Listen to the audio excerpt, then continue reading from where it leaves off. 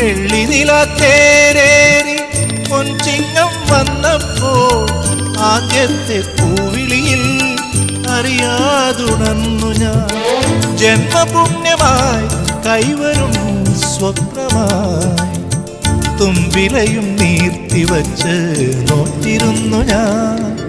പാലാഴി തീരം കണ്ടു ഞാൻ, സ്നേഹത്തിനാഴം കണ്ടു ഞാൻ.